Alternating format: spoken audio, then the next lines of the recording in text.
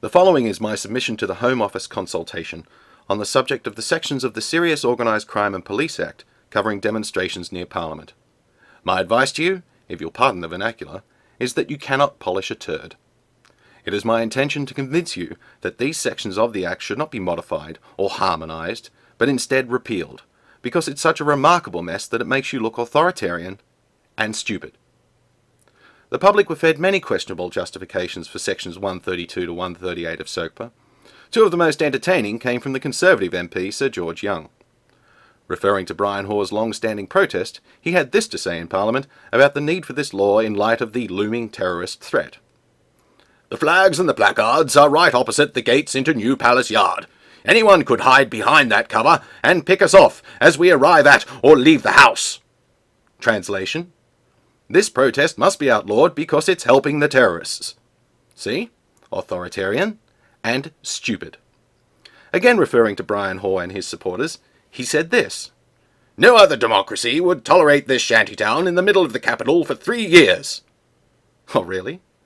Sir George Young appears to be unaware of the Aboriginal Tent Embassy in Canberra, Australia, established in 1972, and still there 36 years later.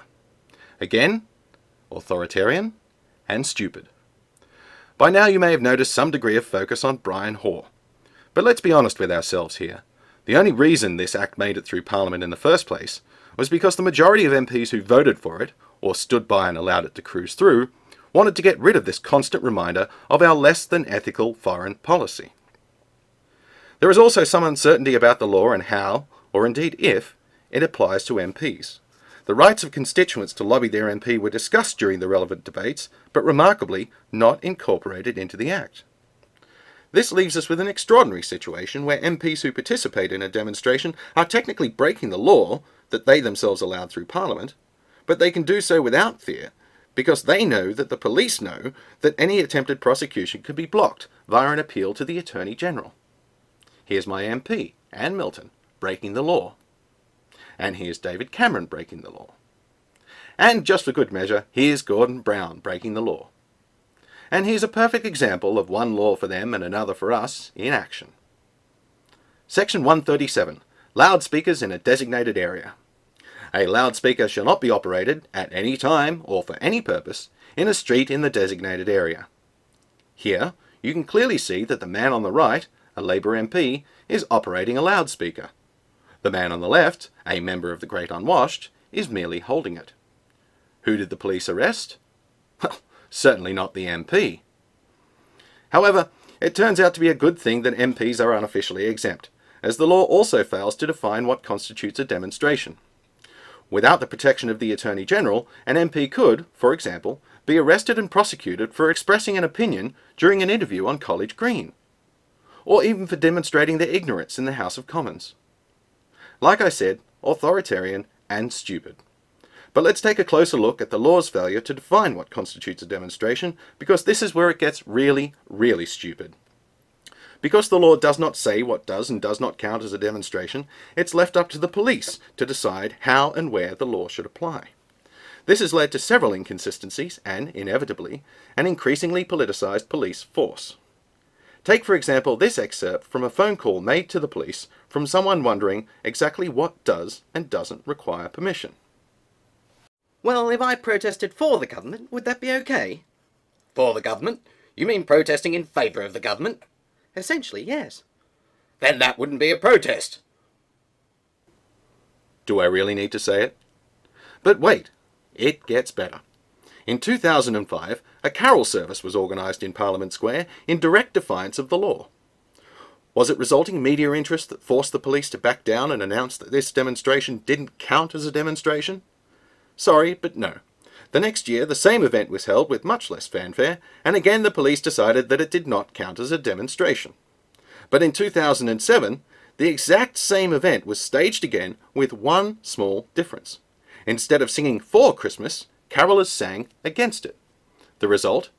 The police decided that this did count as a demonstration. So that's demonstrating in favour of Christmas, legal, without police permission. Demonstrating against Christmas, not legal, without police permission. Authoritarian, stupid. and just a little bit festive.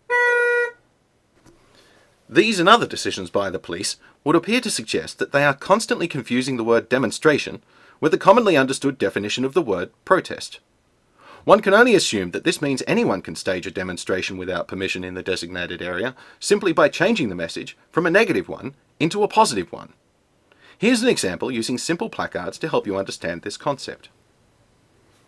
On the subject of placards and other displays, there also appears to be some uncertainty about size. For instance, I applied for permission to wear a red poppy to raise awareness of the poppy appeal.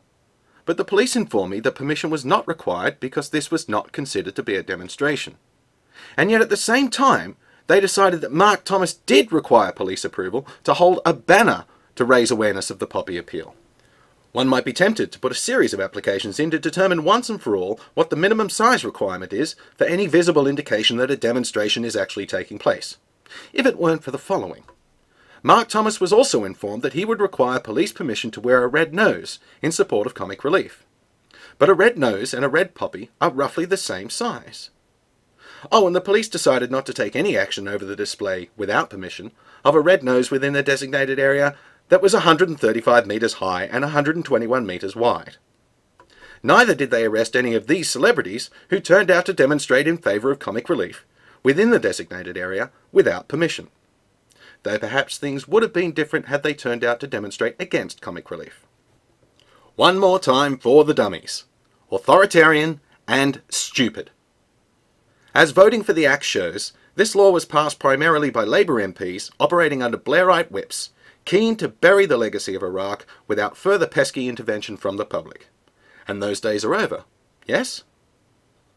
After all, the first positive headline for Gordon Brown during the week of Tony Blair's departure was this one. So it's my view that the most positive thing you can do for the health of our democracy and the image of your government is to repeal those sections of the Act relating to demonstrations near Parliament. To reiterate, you cannot polish a turd. The wisest course of action is to flush it, and then wash your hands thoroughly. I thank you for your time.